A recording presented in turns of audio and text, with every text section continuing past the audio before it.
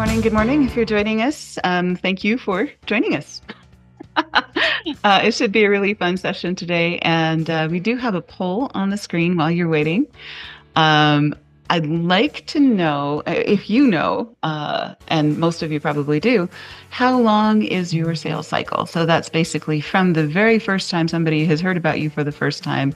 So maybe the first time they've connected with you on LinkedIn or opened an email from you, or you met them at an event or whatever, to the time when you actually are signing an agreement or something like that. Is it less than 1 month, 1 to 3 months, 3 to 6 months, or 6 months or more? So just go ahead and enter your response in the chat window. Hopefully everybody also has the downloadable, printable workbook for this. If you don't, raise your hand or let us know, and we'll get that to you as well. So, Angel, good to see you. Glad you're here. Hello, everyone. Hi, Paula. Hi, John. Thank And you. Peter. Well, good morning from here anyway. Right. And Ali, good to see you as well. And Yes, good afternoon and good night and good morning as well. exactly. We have people from all over the world. This is fantastic. And Peter, good to see you also. Yeah, He's not talking. that's all right. Yeah, if you'd like to share where you're from and how you found us, we'd love to hear it. If not, that's totally fine. And Anna Marie is also on the line. Good morning, Anna Marie. If you'd like to chime in, you're welcome to, of course, at any time. We're really informal, so however you choose to participate is great. And don't let me put you on the spot if you don't want me to, but sometimes that happens, especially if we have a nice small group.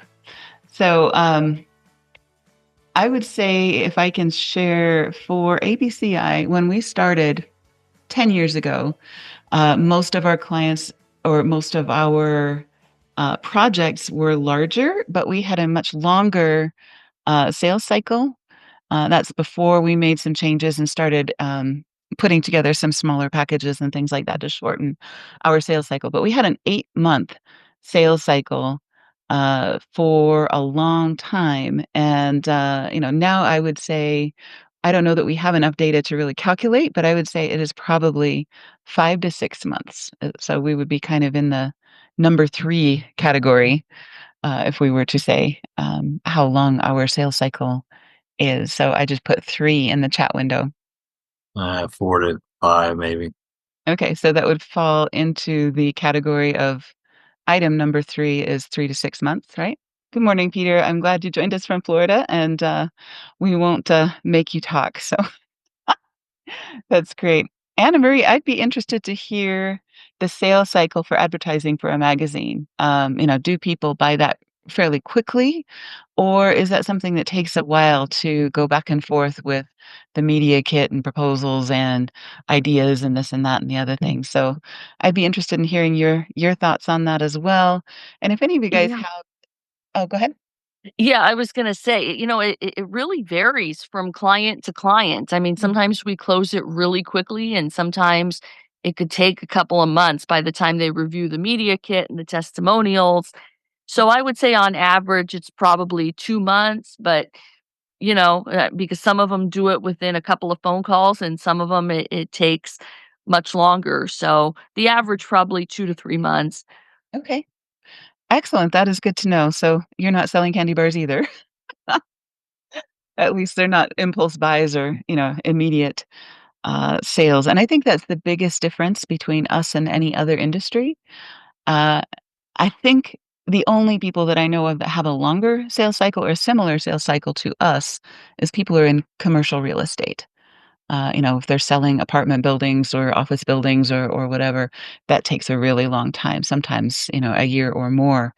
But, they would definitely be in that last category. They take forever to close sales. So, but I think for us, it's a pretty long time, and that's the reason that a holding pattern is super important. So I'm really happy that you guys are here today because that is what we're going to be talking about: is what do you do with that really long sales cycle to make sure that people eventually buy from you and don't go off and purchase from a competitor. So, agenda for today, we're going to talk about goals, what we do and what we don't want. We're going to talk about why closing techniques don't work. So, if you've taken any sales training, I want you to forget some of it and quit using it. And we'll talk about how and why and so on, how to create urgency without those closing techniques. We're going to talk about topics and delivery methods for your holding pattern. And with the worksheets, you're going to be using some examples and building your own holding pattern. And then we'll also talk about, of course, it is 2025. So everybody's talking about KPIs, how to measure your effectiveness, how to prove that to your boss, how to prove that what you're doing is actually working, and how to prove to yourself if you are your CFO, like John is. How do you get the data to show what is really working and what isn't? And then how to automate and delegate parts of this, because it is really more work than is reasonable, but there are parts of it that can be automated and delegated, which really help. So again, feel free to jump in at any time if you disagree with anything we're talking about, or if you have a different experience, especially. So last month we had our prospecting workshop, and we talked about basically coming up with a top 10 list of targeted customers, making approaches to those targeted customers. And the outcome of that approach is always one of three things, right? It's a yes or a no or a not yet. And the vast majority of those interactions are not yets. Yes, I'm kind of interested in your product, but I have to do more research. Or yes, I'm kind of interested in your product, but we have a contract with someone right now that runs out at the end of the year. Or yes, I'm interested in your product, but there's 10 other people in my organization that need to buy off on it. So there are reasons that not yet is the most common response um, to a prospecting approach, right? You Does know, anybody? what's interesting is Yeah. that there used to be some statistics that said that 20% of the people don't need to be sold to. They're just automatic yes. 20% of the people you will never sell to Hmm. because it doesn't matter what you do, they're not going to buy. And that is Okay, at that's least fair. 6% that is your job to sell to. Hmm. And I'm just wondering how that squares with these numbers you have. I think those numbers probably came from retail or car sales or something along those lines. Well, I've seen it in more than one sales course. So, Okay. Yeah, most of the sales courses that I've seen, and we've done Sandler sales, we've done Carnegie, we've read a lot of books on sales.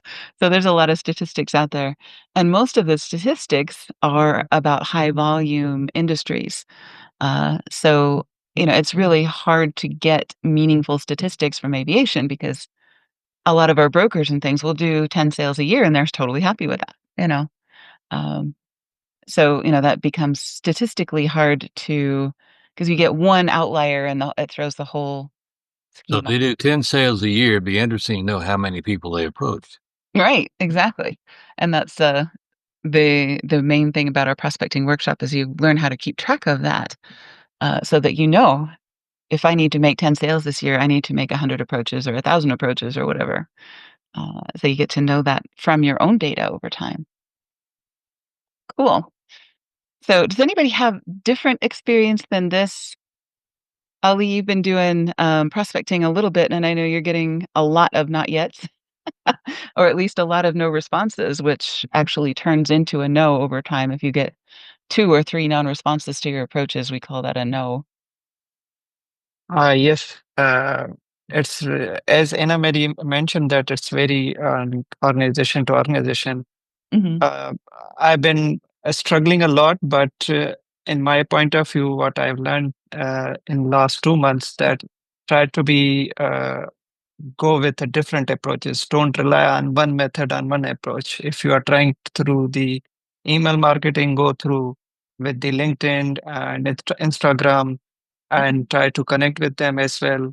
Hmm. And one of the important thing I learned today that some of my prospecting were not responding me. They are reading my newsletter, emails, or other stuff, but they are not responding me and connecting me. But Right. I tried a different approach today, and one of them, as you can say, invited me through LinkedIn and you can say, have a good conversation. So today I realized that don't rely on one strategy. You have to keep pushing the efforts in other direction and get what you want. Absolutely. Exactly. And that's why we do recommend having at least two different methods of or media for your prospecting. And we're going to do the same thing for your holding pattern. You need to have multiple media because a lot of people will never respond to your email, or will never respond on LinkedIn. That's just, not their media or not their forum. Um, Great. So assuming these numbers are correct, the holding pattern, it becomes 85% of the people involved in your sales pipeline. And that is super important because if you can improve this by any percentage, you're actually going to improve your numbers a lot. So I guess the reason is, why do they say not yet? What are the reasons that people either don't respond to you or say, I'm interested in your product, but I'm not going to buy today? A lot of those reasons have to do with a lack of trust. Maybe they just heard of you for the first time. They're not really sure about you yet. They don't know who else you know that they know. They don't know who else you've worked for that they know. Um, a lot of times we have very complex um, products and services, and it takes them a little while to grasp what it is that we're offering, that's maybe different from others. If they're looking to buy an airplane, there's a lot of complexity in that decision.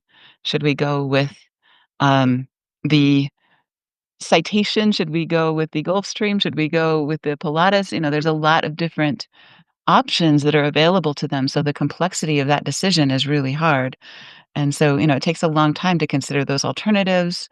A lot of times, especially if you're selling to a large organization, you have maybe 8 to 10 people that need to be involved in a purchasing decision, and those people are, traveling and, busy with other things, and it's really hard to get them together or get them to, make a decision together. So those approval processes can be really complex.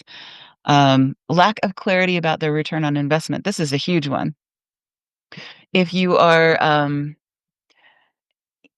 unclear about, how this will benefit them, that's often, the biggest point of contention or the biggest point of delay in purchasing. Another one is cash flow. They can see an ROI, but they have to come up with the money to begin with to pay you. So, a lot of times cash flow, they're waiting for a new budget or waiting for a new approval or waiting for some cash to be freed up from a different investment or something like that. This is my favorite. Their hair is on fire. They just have a million other things that are going on in their life. And this is not their biggest problem right now. So, a lot of times this is what we're running into. So, I think one of the things that we've talked about with a lot of people in sales is um, they don't want what I have to offer, when that is not true. What is true is one of the things that's on this screen. It's not that they don't like you. It's not that they don't like the product. It's not that they don't like something else. It's that, one or more of these things is happening, Or a combination. or a combination, right? And John, you are a master of putting off salespeople, right? For any number of things and any number of reasons, but you do eventually, you take a long time to make a purchasing decision. Yeah, but typically on a higher dollar value items, Mhm, smaller stuff, you know, small depends on the person, but yeah, when we bought our first airplane, it was a 8 or 9 month process. mhm. Yeah, That's just to get to say yes, and right, then the acquisition was another couple of months. right. So we're just talking to get to the point of I guess, the, beginning of the acquisition, but yeah, there's lots of things, and this is one of the things that makes it hardest as a salesperson is it's hard to internalize and take that personally if people aren't responding to you. But the reason they're not responding to you is usually one of these things, which is not necessarily your fault. So yeah, Yeah, me/us, it was scheduling the ROI thing, cash flow, Mhm. those three. And I wasn't in a hurry. It was just, Mhm. guy was sending postcards, and I wanted to do it, but I just kept losing the postcard, and other things were involved. Right, and thank goodness he wasn't a sensitive soul that would, say, "I feel so bad because John doesn't wanna talk to me." Mhm. It was many other things involved in that conversation. Okay. So, I think one of the things that happens. Okay, Ellie, you have a question or an issue on last slide? Yes, I've been, from my point of view, what I'm doing right now is related to the lack of trust right now. Since I have started my prospecting clients starting this year, Mhm, so what I found that they are reading my emails, they are reading my messages, but they are not responding me. mhm, And I'm learning that staying visible is matters a lot. As I mhm. mentioned that some of them are reading my content and everything, but I'm figuring out that they need to be more, you can say, see me that how I can relate with them and build a relationship without, you can say, going to have some consultation or offer my services as well. So my visibility matters what I feel here, what I'm learning right now since I'm new in this process. But for me, that staying visible matters. Sending emails, sending DMs, sending anything doesn't bother them a lot. But if you are visible for them, what you are doing for the industry as well, what kind of content you are sharing, what insights you have, that is mattering with the prospecting clients as well. Yes, absolutely. So, the ways that you build trust really are consistency, expertise, money. Well, just basically the hanging out in the places that they hang out. So, if it's email, if it's LinkedIn, if it is other places, you need to be visible. So that's an excellent, excellent point. Making sure that that is appropriate. I was getting ahead of myself when when I said the word money. I was getting into this conversation. So I apologize for that. But I think a lot of us get ahead of ourselves.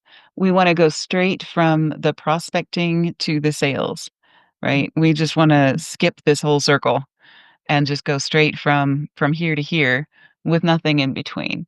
But it does take an approach or multiple approaches. It does take a holding pattern and other things often to get to the sale in a place where we have a long sales cycle.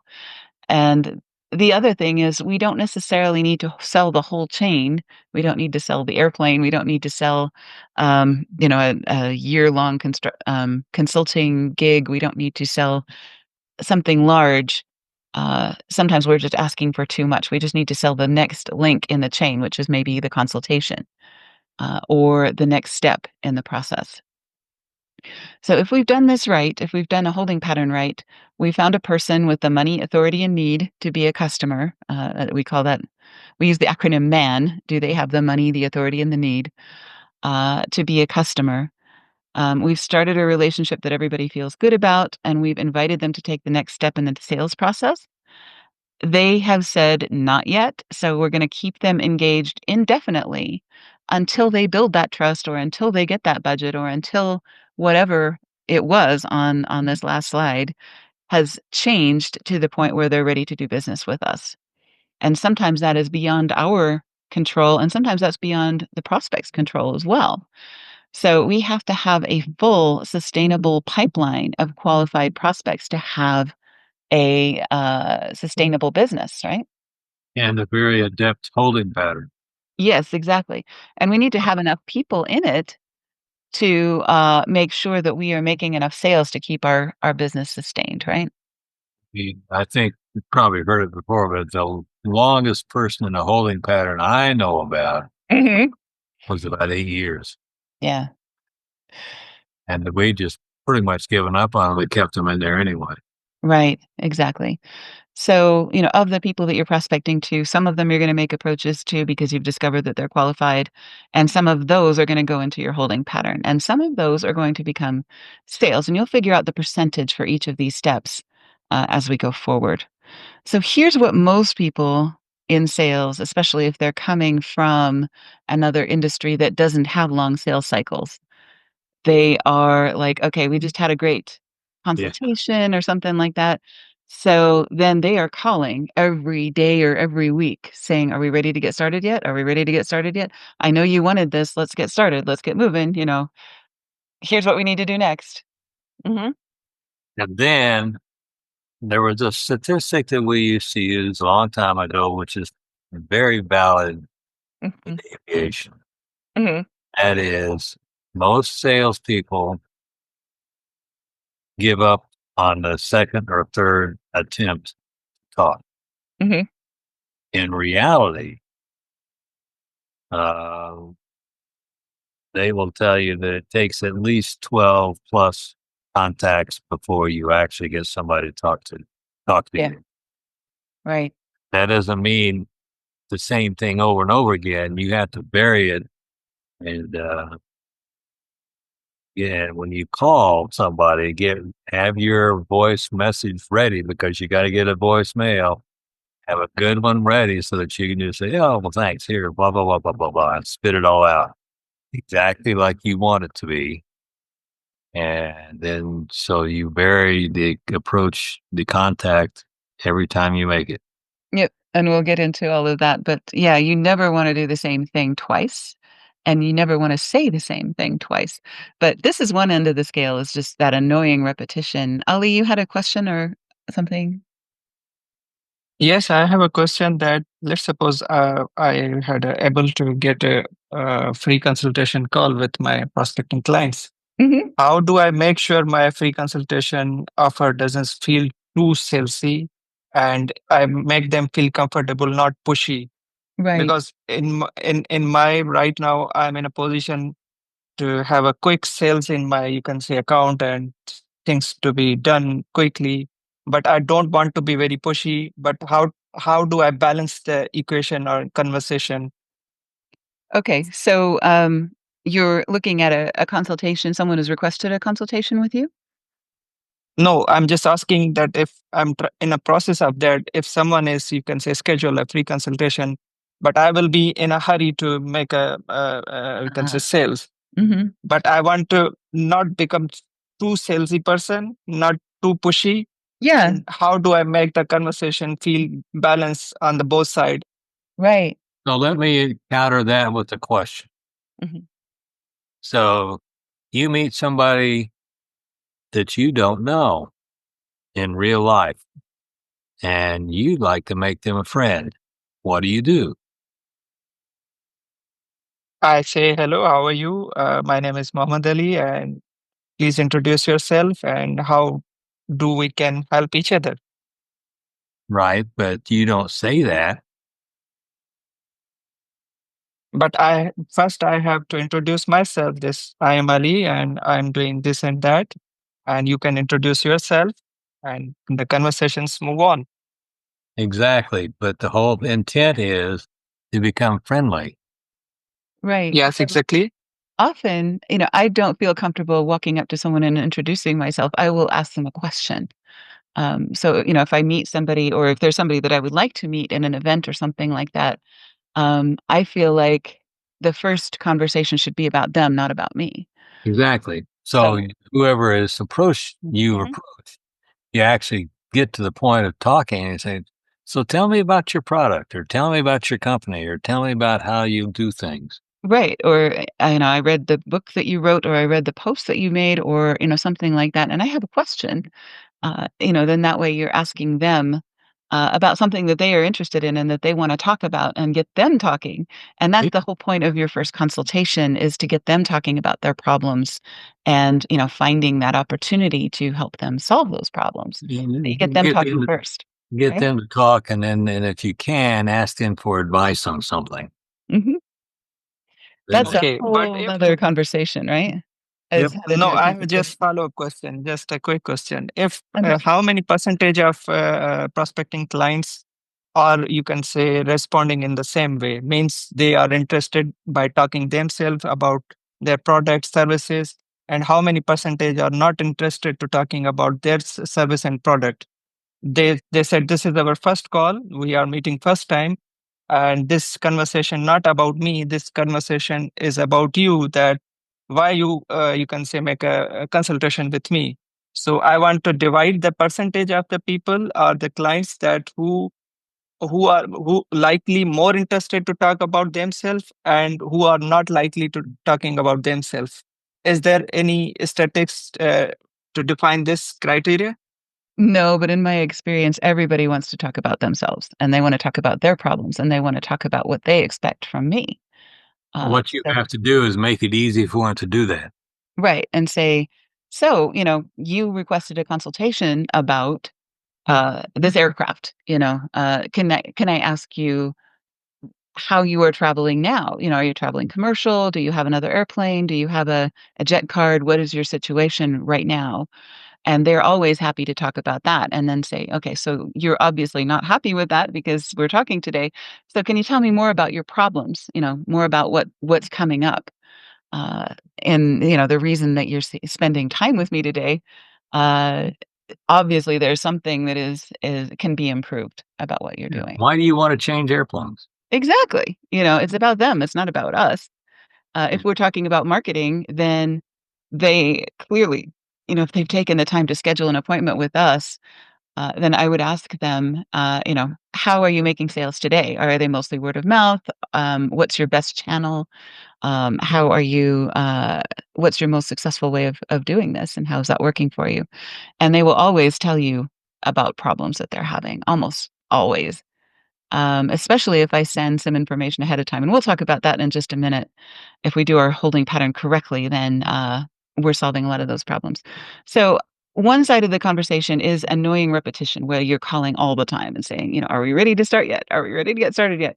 The other side of that is where we leave them alone for weeks or months or years, and they go off and have other competitors that are selling them, requesting their giving them free consultations and so on, and then they tend to buy from the person they've last talked with unless there's a reason not to. So we want to make sure that we are the last person that they talked with.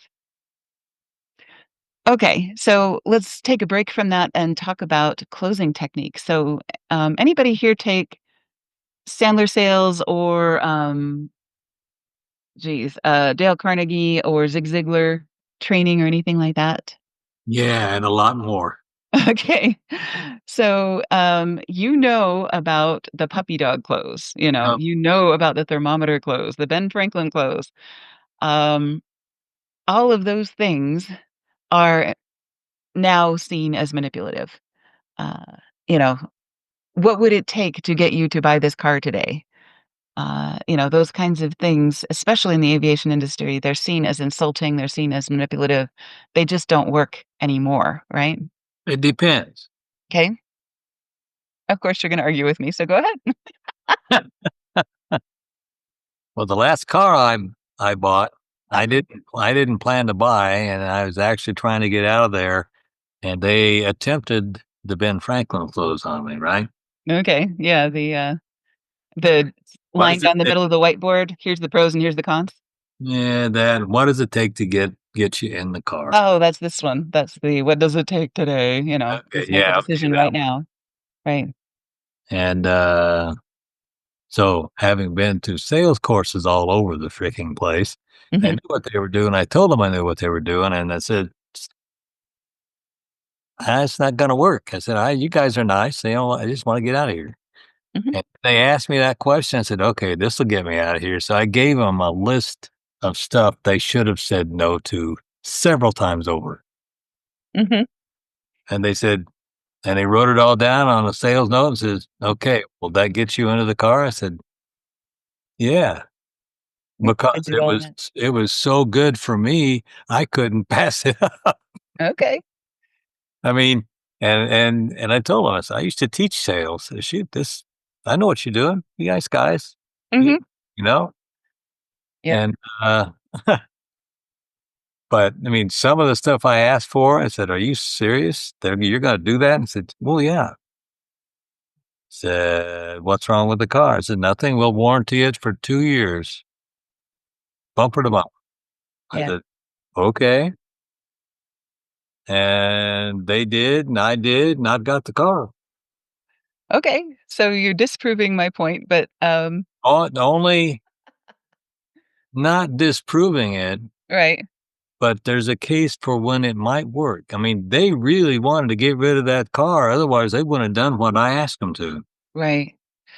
So, just really quickly, if you're not familiar with these, a lot of the old sales training, Zig Ziglars, and the other types of training, they're really designed for retail, and they're designed for people who are faster sales cycles and people who are not as sophisticated or educated, and they're not designed for business to business sale. So, one of them No, is you say that, but I'm going to tell you this. If you're in a sales meeting with somebody and you get down to the wire and they're still got a question mark in their face, Mhm. depending on what it is you're selling, you may want to ask them and say, well, what is holding you back? And Right. is there any way we can fix it? And there are salespeople that do use some of these effectively, but I would just say that in our In general, you're right, though. in aviation, you have so few prospects that you do not want to turn any of them off.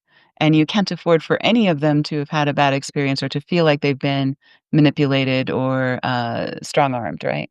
No, yeah, exactly. But if you're gentle and Mhm. and toward the end, not you don't start with any of this stuff. Mhm. You're a friend, right? And they're deciding, trying to figure it out. And sometimes a question, don't take it home. The puppy dog thing ain't gonna work. Every- And you don't turn up the heat and, make it No, start no, no, getting no, angry no, with no, them no, or no. right. But you may ask a question. Mhm. How can I help? I mean, Yeah. what can I do to help you do what you need to do? Right. The other Which thing is is still that question mark over there. right. The It's thing just that it's just a question of timing and low pressure, right. sincere desire to help. Okay. The thing that all of these have in common is that they are about me, the salesperson, or me, the company that's trying to make the sale. Even in the case of your auto dealer, what do we have to do to get you to take this car home today? In the sales that we do, I like to turn that around and say, what can we do to solve your problem today? Exactly. So none of these is designed for that, right? No, Turning they up the can heat. be, but some of them can be used in conjunction with that toward the end of it. Okay. Today's workshop is about holding patterns. If you're just joining us, we're Yes, not talking ma'am. about closing techniques. And, I just think that there's a better way. And if you like to use closing techniques and if they work for you, that's amazing. You go right ahead and keep doing what you're doing and what works for you. But we're going to move on. And that's fine, but that's not what I meant Uh huh. about using those things all the time. It's a matter of you have to be aware of what's going on and how to help. Right. Okay. So in your workbook, you have ways, an entire sheet on ways to create urgency that do not involve yourself or your company or your product necessarily, right? These are all about the client. So you want to make, we do have to create urgency because otherwise, there is no reason to take any action today, right? But if we don't create any kind of urgency, we're not going to make sales in a fast enough fashion to support our company. So we make the urgency about the client, not about us. So if there's a natural or a regulatory deadline, so let's say there's an AD about an aircraft, so that a service has to be performed to make sure that that airplane stays legal. That's the best one I've seen in the aviation industry. They have no choice but to buy from someone. So, that's an ideal thing. You can put together limited time offers. We've done things where, our prices are going up at the end of the year. That's sort of about us, but it's also about them. If you want to work with us and you're on the fence, it will save you some money if you do it now rather than next month. There are things where you could have limited stock. This works a lot especially with rare parts and other things. Windshields for Gulfstreams. There was a time, I think 2 years ago, when it was impossible to find a windshield for a Gulfstream. So, the fact that you happen to have that available or have them in stock, that was a really great sales point. Um, a deadline for delivery. If you need it by X date, then we need the order by, 2 months ahead of time or whatever the situation is. Emphasizing the consequences of delay. Every day that your aircraft is down, you're losing money and you're losing operational efficiency. You may want to highlight the competition. Your competitors are doing this, this, and this. You are not doing any of that. You're losing customers every day that you're not doing this. Demonstrating value. So, if you say, if you have our detailing service, then your charter flights will be turned around much quicker. They'll be cleaner. Your customers will be happier, etc. Emphasizing the ROI. For every dollar you spend with us, you can make X number of dollars in your sales and things like that. Offering bonuses or extras, creating a sense of fear of missing out. Those are all ways of increasing urgency without using any of those high pressure tactics. So everybody has a favorite depending on their industry and depending on their style and depending on other things. You may have one or two that are your favorites, but hopefully at least one of these resonates with you today. Anybody have a favorite or one that doesn't work on them? Yeah, FOMO doesn't work on me. Nope. You don't need to be the coolest kid on the block Nope. and wear the latest sunglasses. I get that. That's cool. All right. Okay. So, other than creating urgency, what are the other things we need to do for people in our holding pattern? We need to give them information on a regular basis, and we need to show up for them on a regular basis and become a source of trusted information about our subject matter, right? Um, there's a guy in our community that is a financial planner that has a show on local TV, and he's the one that everybody wants to work with because they see him every week giving advice to people, and it's just a Q&A kind of a show where people call in and ask questions about, should I be buying a house right now? How do I send my kids to college? It's personal financial planning. But, what that does is it positions him as somebody that shows up every week with good information, and he's the one that everybody wants to work with, and he can charge 3 times what other financial planners charge because he has positioned himself as a provider of information, and that's what we wanna do for each of our clients, is make sure that they have great information that they are providing on a regular basis to their clients in multiple media, right? So circle 3 of these that you think would be easy or, um, maybe not easy, but, certainly doable for you. You'll notice that one of our events in our holding patterns is webinars. We do these once a month, and it's one of our best, um, activities for our holding pattern to keep people interested, help people get educated, and things like that. It's also a good retention strategy for people who are customers to make sure the more educated they are, the better we all do. So, whether people come live or whether they see the recordings or whatever, that positions us as a provider of information. Other things you can do is be a guest on other people's podcasts or have a podcast of your own. You can write articles, you can write books. You can do all kinds of other things. You can be a speaker at different events like NBAA or um, Sun and Fun or other places where they have educational sessions. Everybody have 3 of these that they feel are doable for them? All right, Yes, moving on. and Yeah. and industry insights is really, you can say, matters a lot, and Mhm, thought leadership as well. mhm. And the case studies and success stories are the one of my 3 favorite. Okay, cool. Fantastic. Happy to hear it. I really like doing how-tos and tutorials, and there are a lot of people that say, we do that too much and people will not need us because 'cause they'll do their own marketing. But, my thought is if they wanna do their own marketing, more power to them. They're not good customers for us anyway. If they have the resources and the time and the expertise to do that, then, they probably should be doing their own marketing. But if they need help or if they are of a size where they want to scale up and they've tried it themselves, those are ideal customers for us if they've been somewhat successful but wanna take it to the next level. Alright, so how do you If Mm, if I quickly ask a simple question on the previous slide, the slide where you mentioned why choosing the techniques don't work. So if our industry is different from the retail industry, it means you can say, understanding here is now that I have to do a lot of consultations, a lot of, you can say, client huntings or prospectings through my different means of channel. Then I will be able to have a 3, 4, 5 are the targeted sales in a year for myself. Am I correct here? Because people don't buy so early. As you mentioned, there is some factors, delay factors, their internal factors, approval factors, or other factors.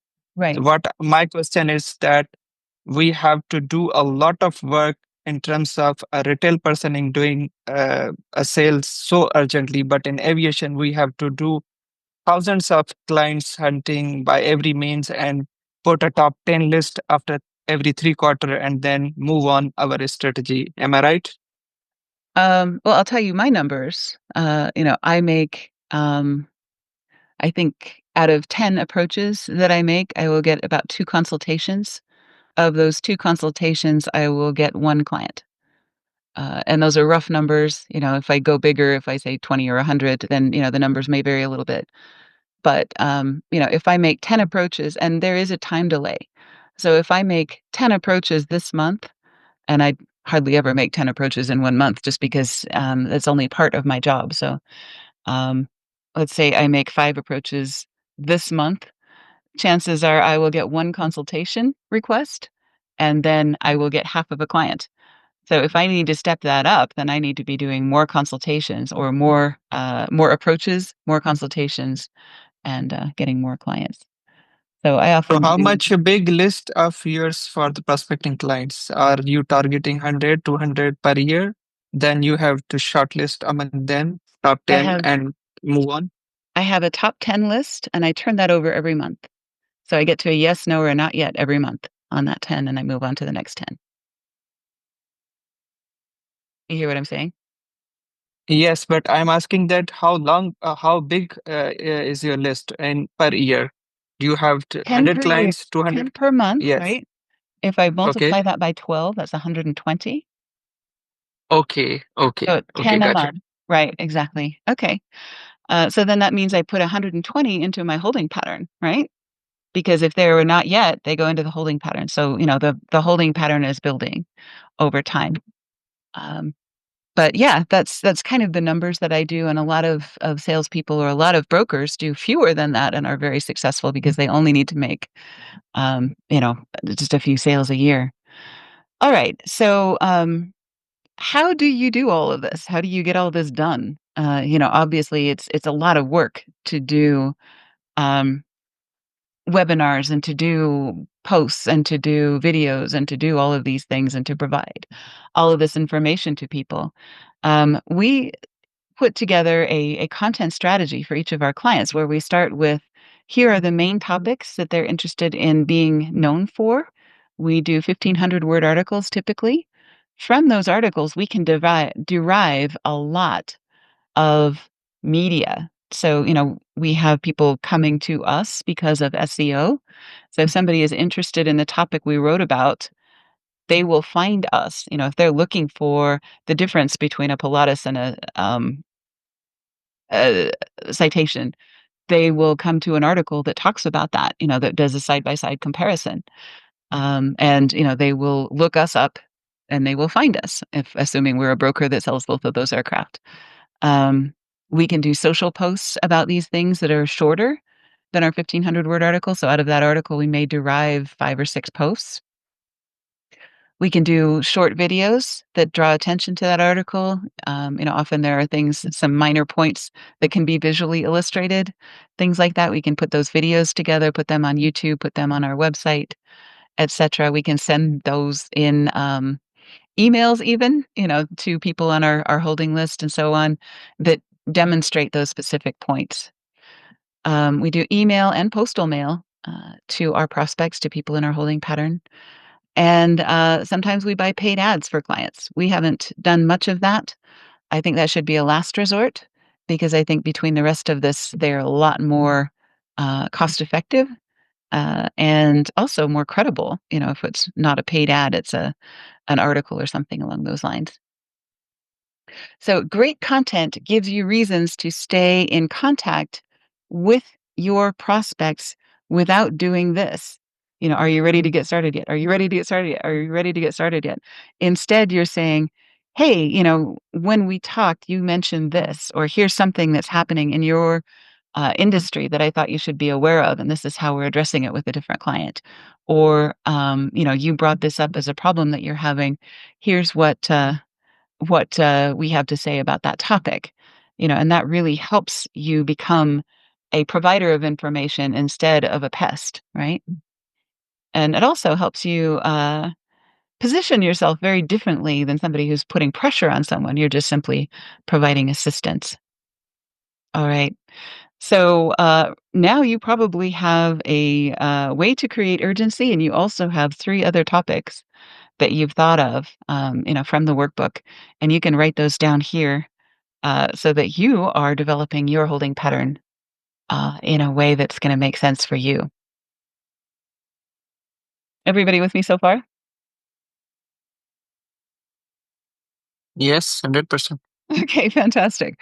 All right. So, how do you construct that now that you have a list of materials that you have a way of creating urgency? You put that together in a way, and if you are a pilot, you know exactly what this is. When you're approaching an airport, you can't always land right away. If there's a lot of traffic at that airport, they will put you in what they call a holding pattern. Say you reach the Delta here, and they're going to say, here are your waypoints. These are the things that you're going to be looking for if you're IFR in a holding pattern. I need you to go to, if you're in Salt Lake, go to um, Redwood Road and then go to the stacks and then go to, this other thing. And these are all marked on aeronautical charts. So this is the pattern that you have to maintain. And if you're in a little 172 like me, they're bringing in all of the National Guard airplanes and all the FedEx airplanes and all the big airplanes and all the airliners and everything else. And you're stuck in the holding pattern for a while because you're this little bug smasher, right? So you end up cooling your heels in a holding pattern. And that's kind of what we're using here for this metaphor. So basically, when people enter the holding pattern, there is something that happens. In our case, we tend to, if they're in the United States, we send them a package in the mail. Uh, we connect with them on LinkedIn usually, but you can use the social media of your choice. We invite them to meet with us at the events that we're going to, throughout the year. We invite them to our webinars and other things. We do make phone calls to them sometimes. We send them newsletters. We send them emails, email reminders, and other things. And they go around this pattern with different materials that we're providing at different points during the week, the month, the year.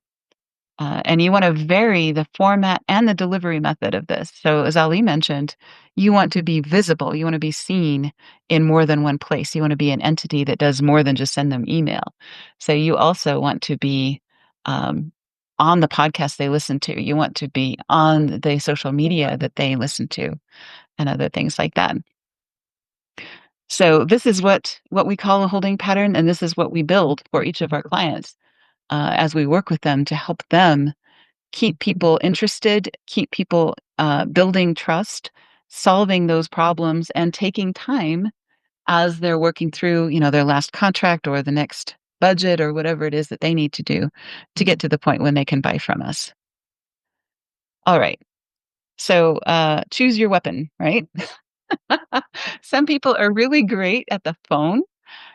Some people are really, really good at, or live in an area where they can just drop in on companies and show up at their office and make a sales pitch. Um, we had a client that was amazing at that at the Spirit of St. Louis Airport. He would just drop in on people and start up a conversation, and he was great at that. I am not great at that. I actually like to hide a little bit behind the LinkedIn or the telephone or the email or the postal mail to start with, especially for the first few contacts. But choose 3 that you are comfortable with and that you can use, and figure out where you want to put those on your holding pattern and how you can deliver the materials that we talked about using those media. So this is an example holding pattern. This is one that I use. So timing, when they request a consultation, we do a consultation and then we provide them with the Zoom, the recording, the reports, etc., that we promised during that consultation. Um, when they request a consultation, we also mail them a package in the mail, and I'll show you what's in that. If they're in the United States, if they're not in the United States, that's a little bit cost prohibitive and impractical.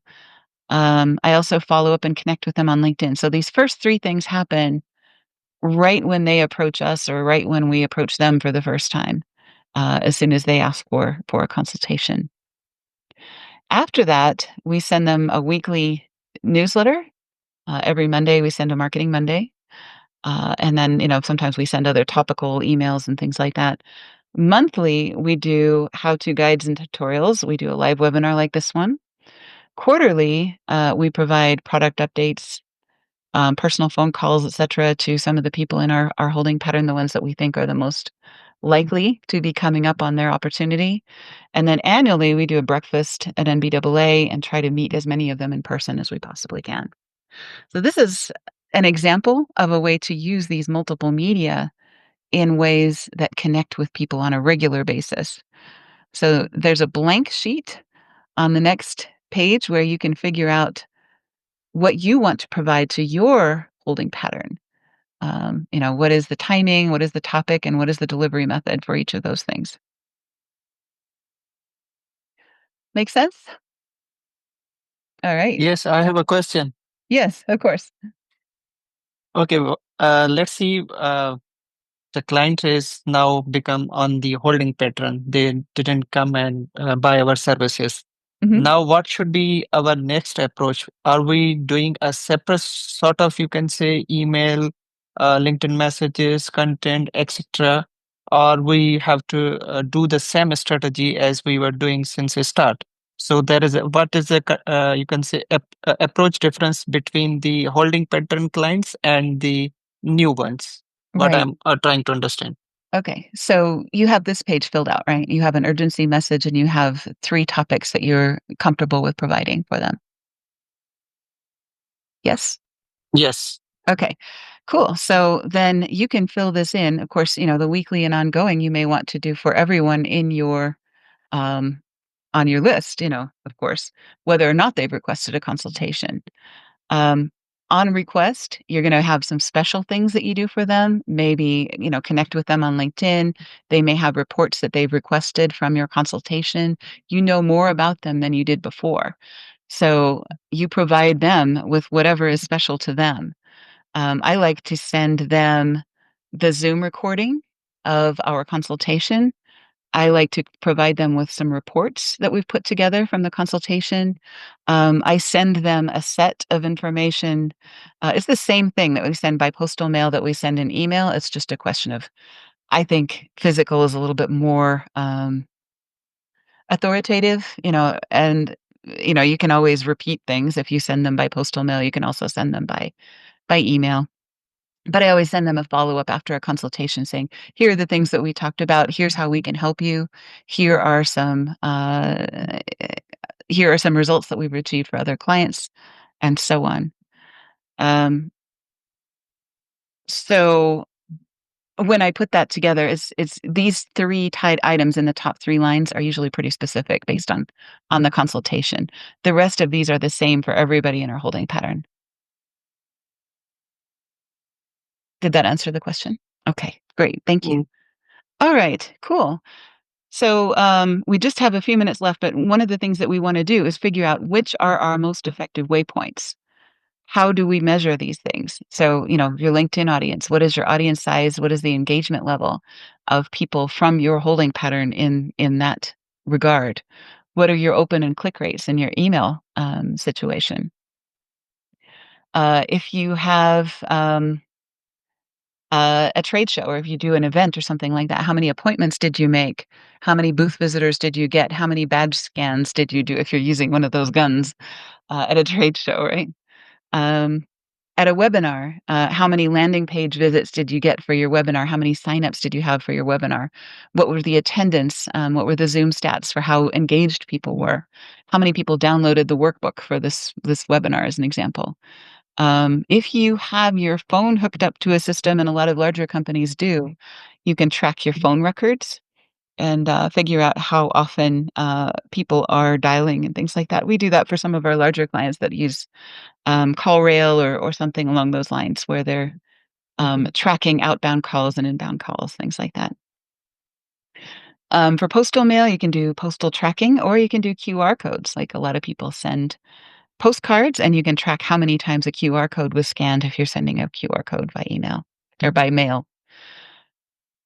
This is the folder that we send out when somebody requests a consultation with us. And it includes a handwritten note. It includes a sheet of testimonials. It includes 3 customer case studies, our service catalog, a thing we call our marketing firm checklist. This is how you would choose us as opposed to any other marketing of the other aviation marketing firms. Um, Service level details. We have a book that's actually outdated, so we don't send that anymore. We're going to have to redo that one. One thing I suggest against is doing a social media guide as a book, because in 3 months it's going to be out of date. But we learn, and we figure these things out. But the point is, we want to send them something that is very has a high perceived value. This looks like a lot of information. It looks very credible. If they are talking to 3 or more companies and they put a bunch of proposals on the table, we want ours to look the best out of all of the things that they're getting from our competitors. All right. So you can use your CRM if you have one. HubSpot, Salesforce, MailChimp, Pipedrive, MeetEdgar, Infusionsoft, any of those will do some or all of the waypoints in your holding pattern. So if it sends email or gives you reminders, or you can put notes in there or anything else, often these are great tools for managing your holding pattern and making sure that you're keeping track of your folks the way that you want to. Make sense? You can also delegate a lot of this to ABCI. If you are not having time to do any of this, you don't want to do that. So this is a very old picture with Penn Jillette, if you're familiar with Penn and Teller. They are magicians in Las Vegas, Nevada, and they did a marketing workshop in one of the marketing groups that we belong to. And Penn Jillette, the point that he made that really stuck with me was, the secret to magic is that I'm willing to work harder than anybody else thinks is reasonable. So he would practice a trick over and over and over and over again, thousands of times, before he would ever show it in front of an audience, and get better and better and better at it. And they would do the same tricks. If you watch their show, they would do the same tricks with a slightly different framing of that trick. So, we get better at different things. Our case studies get better, our materials get better, and so on over time. But we keep doing the same things. Just a side note, we hired a magician once to go to the trick show with us. And this guy was, I would say, he was as good at one particular trick as Penn Jillette. And he would turn $1 bills into $100 bills. Right. Right. And we badgered him until he showed us how he did it. Mm-hmm. Even after he showed us how he did it, you couldn't catch him at it when he did it. Right. And I tried doing it. I couldn't make it work. It was just, the way he used his hands and other things. It was amazing. All right. So, next steps, of course, we go into the whole process of sales. So we've done a prospect, we've done an approach, we've done our holding pattern. Next thing is, they're like, okay, we're ready to go. Let's start negotiating the actual transaction. So, we do have a workshop for that. And we also have a workshop for resales, recaptures, and referrals, what we are doing next month. So you're welcome to join us for that. I hope you do.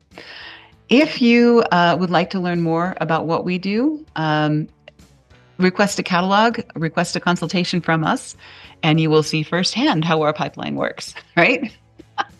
We'll send you a catalog. We'll send you the blue folder in the mail and do a consultation. You'll get the reports and other things and so on. So you might want to do that for more than one reason.